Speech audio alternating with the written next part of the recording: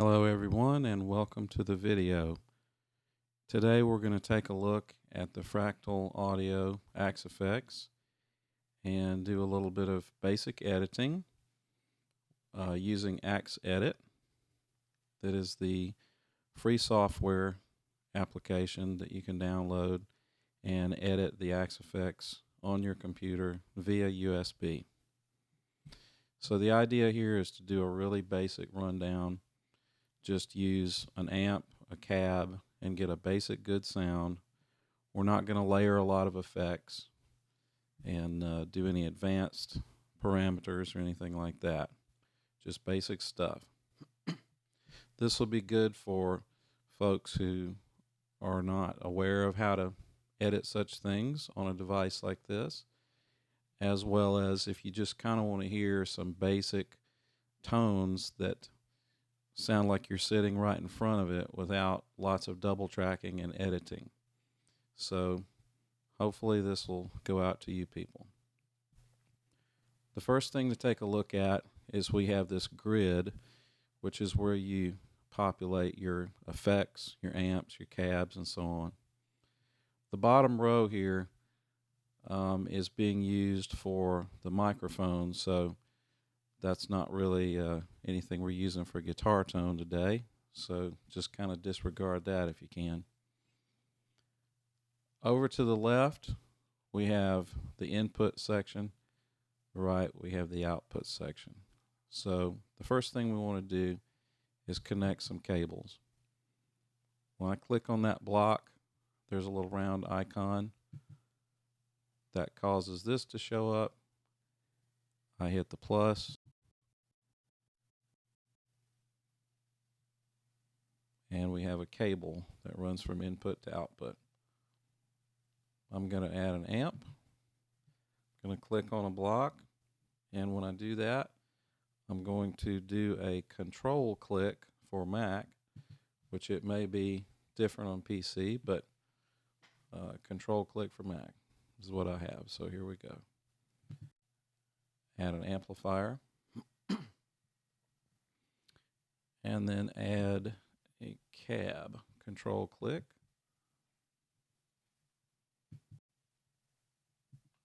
With this particular software that I'm using to do this video, it does take out the menu where you can't see it. So when I did the control click, it actually brought out a menu where you could choose from amp, effect, cabs, and so on. And so that actually is there, but it won't show up on the video. So it's the same function to get to that menu. So the first thing up, I want to go to the cab and choose a cab that is appropriate for what we want to do. And that's in this section under cab, of course. And we're going to go to 55, which is the Pre-Rolla 75 M160. And that is a Pre-Rolla Celestion 412 with an M160 microphone. And that's also done by ML Sound, great company that makes some IR packs. All right, for now we're just going to leave all the cab parameters alone. The defaults are really good, so we're just going to leave them until we do some more advanced tweaking videos. And let's go back to the amp, and I want to choose 100 watt plexi high, they call it, and that essentially means that you're playing through the treble channel of 100 watt plexi. That's what the high is about. And everything defaults to noon when you load up an amp like that. And so let's just hear the sound.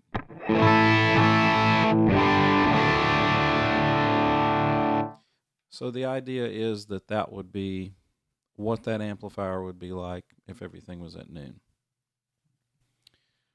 You'll notice the left area here, basic, GEQ, preamp, those are different panels of stuff that you can work on, different parameters, graphic, you know, things that will allow you to really fine-tune your amplifier tones, your preamp, your power amp, how the speakers react, all that. But we're going to stay on the basic today, but we may cover some of those in a later video. So with a 100-watt plexi, it's worth noting that you don't have a master volume. So over here we have a master volume, and when you use a plexi type amp in the Axe-Fx, that defaults to level of 10, which is basically disengaging the idea of having a master volume. So that's on 10, and the input drive is basically your amplifier volume in the virtual world. Then of course you have your tone controls. That would be, you know, what you would normally see. Also, you're going to see some extra buttons here like boost, cut, fat, bright switch, and so on. This layout is really set up as a universal layout for all the amps in the Axe-Fx. So it has buttons that are for specific amps, you know, that are laid out for those. So for example, the fat switch would be something that would be found on a Mark Series Boogie, or boost button might be found on certain amps and not on others. So to keep the layout consistent, all of these buttons show up all the time.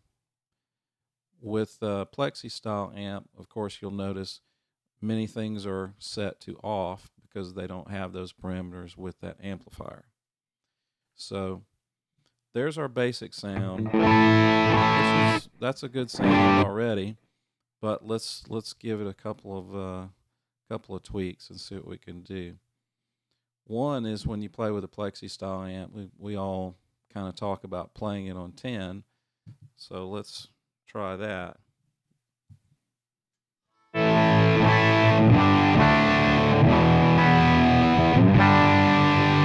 So it's some more gain starting to build up as that volume hit 10, more gain and compression, and you can feel it on your fingers and the strings,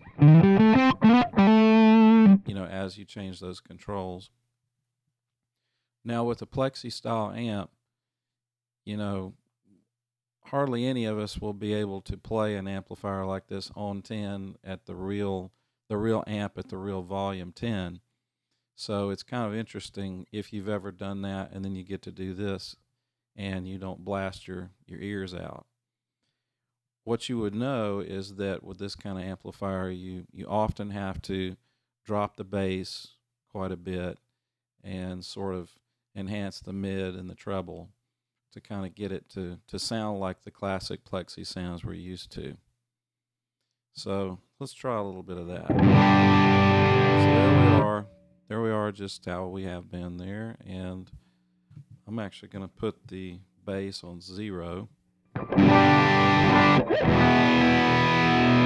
So it's getting a little less tubby, and I'm just sort of taking estimates here.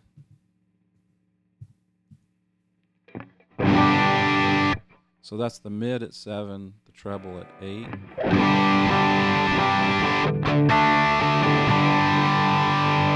That sounds a lot closer to probably many classic rock tones that we've heard in the past.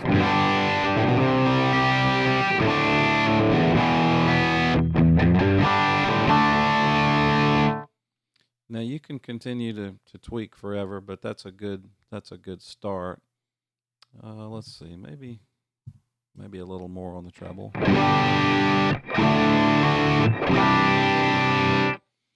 Okay, and if you're trying to emulate some certain classic rock tone or some tone of any sort, it's worth noting what kind of guitar you're using and how the pickups are sounding, how hot they are, etc.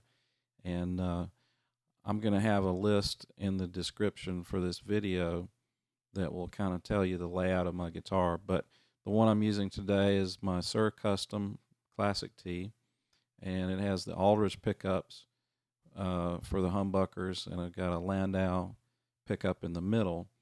And so and also some three-way switches to get single coil, parallel, and humbucking. So this guitar ranges from pretty hot on down to fairly clean. So here's a few variants of that.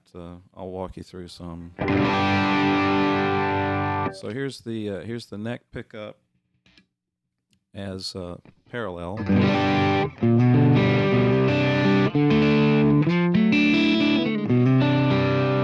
And single coil.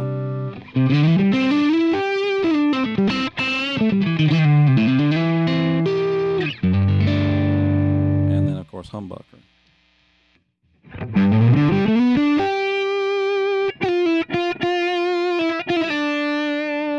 So you can kind of hear, the level of hotness changing with the pickup. So the Axe-Fx is not a unit that just kind of clutters it all up, makes it all sound the same. You do hear the differences.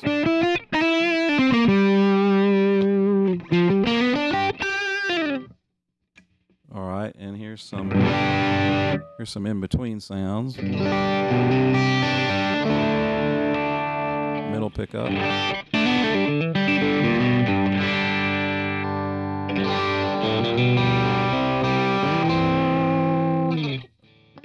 Another out of phase type sound.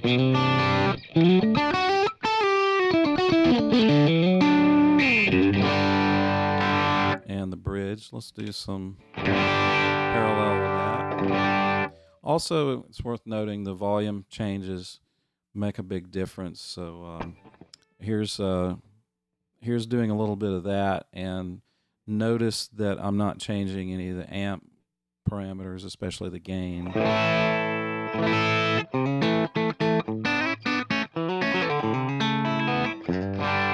lot of times I'll use like a Marshall type sound and do almost a country sound with it, so that I don't have to be changing presets, And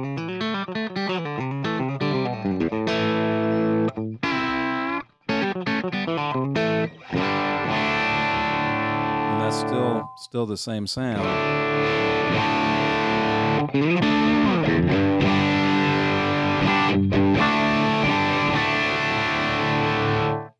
I like the gain to be sort of set where if I go from those different sounds, it gives you a different sound, but still a usable sound.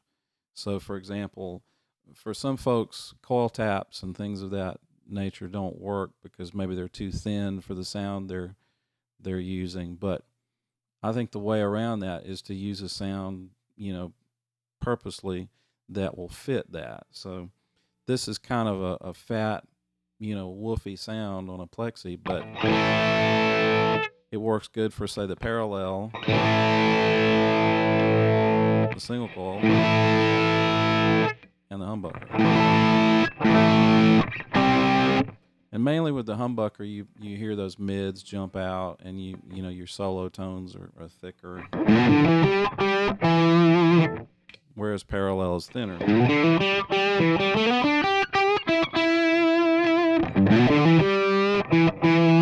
So humbucker, parallel.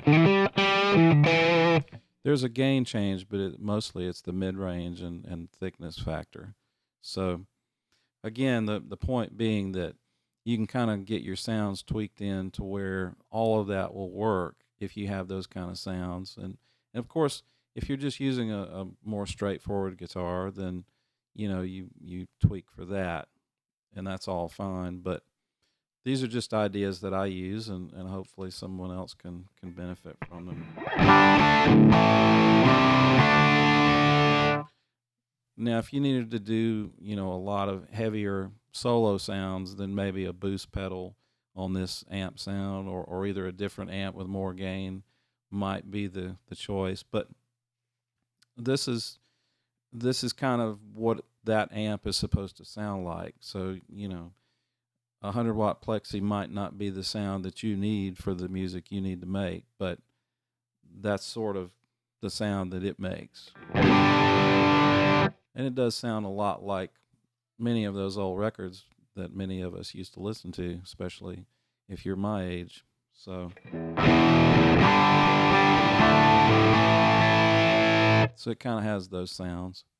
There are many other things you can do to tweak this sound if it wasn't the sound you wanted and you just wanted a little extra, shaping of the tone. You can, if that's a little too bassy and woofy, you can always use the cut control, which takes out some bass at about 120 hertz, and that can tighten up the sound, and that sounds good. But the original amp didn't really do that sort of stuff as much, but it's all up to your taste and of course your guitar. So here's that with the cut on off and then with it on. So here's off. And here's on. You can mainly hear it in the bass part of it.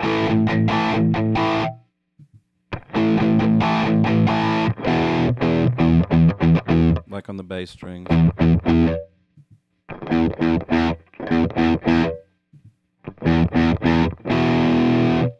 So if you're trying to be getting a sound that's like an authentic plexi and you don't mind a little woofiness, then maybe leave it off. But if you're trying to get a little more modern, clean up the flub, hit the cut. It's all up to you. It's all there. It's available. So anyhow, if we go much farther with that, we start getting a little more advanced in our editing. So I wanted to keep this basic, so I'm going to leave it at that. But I would like to thank everybody for taking the time to listen, and hopefully you got, a little bit of an idea what a more basic version of this can do. And this is kind of how it sounds if you're sitting in a room like I am right in front of it, without having, 20 tracks of this sound layered up and EQ'd and compressed. This is what it sounds like when you're sitting playing on it, which is basically what that amp would sound like if it were in a room mic'd up. So thanks for listening. Hope you enjoyed it. And please, any comments are welcome. And please hit the like button. That's a good thing. And also subscribe to my channel. If this works out well, I'll do some more videos, and hope you guys enjoyed it. Thank you very much. Hope to see you out on the road.